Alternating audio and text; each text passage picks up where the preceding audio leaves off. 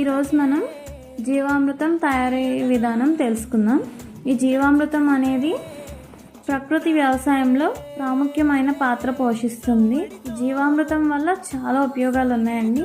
దీనివల్ల మన భూమిలో ఉన్న సూక్ష్మజీవుల సంఖ్య అనేది పెరిగి మన భూమిలో ఉండే వానపాములను కూడా పెంచడానికి ఈ జీవామృతం అనేది చాలా ఉపయోగపడుతుంది. దీనికి ముఖ్యంగా 5 పదార్థాలు అనేవి మనకి ఖచ్చితంగా కావాలండి. ముందుగా మనం చూసుకుంటే అది దేశీ ఆవు నాటు పేడ 5 కేజీలు మనం తీసుకోవాలి. 1 కేజీ బెల్లం తీసుకుని చిన్న చిన్న ముక్కలుగా చేసుకుని మనం వాడుకోవాలండి. తర్వాత గుప్పెడు పుట్టమట్టి లేదా కెమికల్స్ వాడని మట్టి కానీ మనం తీసుకోవాలి. ఆవు మూత్రం 5 లీటర్లు తీసుకోవాలండి. తర్వాత పప్పుల పిండి నేను ఇక్కడ శనగపిండి తీసుకున్నాను.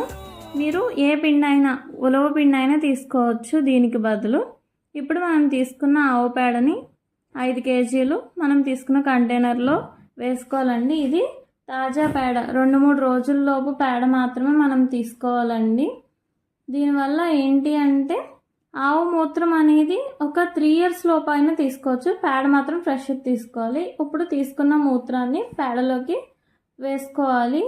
ఈ ఆవు మూత్రం అనేది 3 సంవత్సరాల లోపు అయినా కూడా మనం తీసుకోవచ్చండి. తర్వాత బెల్లం, మనం చితక్కొట్టుకున్న బెల్లాన్ని ఇలా నీళ్ళల్లో వేసి కలుపుకొని అది కాన్సన్ట్రేటెడ్గా అయ్యే వరకు, గడ్డలుగా కాకుండా మొత్తం పలచగా నీరులాగా అయ్యే వరకు మనం చేతులతో ఇలా అనుకుంటూ చేయాలండి. బెల్లం ఏంటంటే సూక్ష్మజీవుల్ని పెంచే ఆహారం లాంటిది.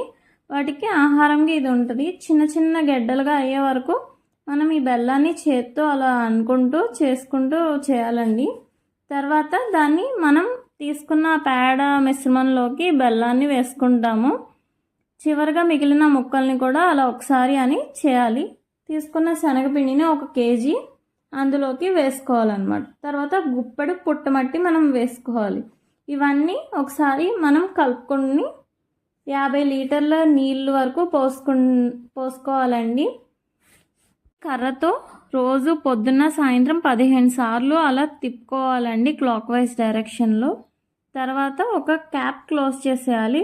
4 డేస్ వరకు ఫెర్మెంట్ చేసుకుని వాడుకుంటే చాలా మంచి రిజల్ట్స్ మనం చూస్తాం. Thank you for watching.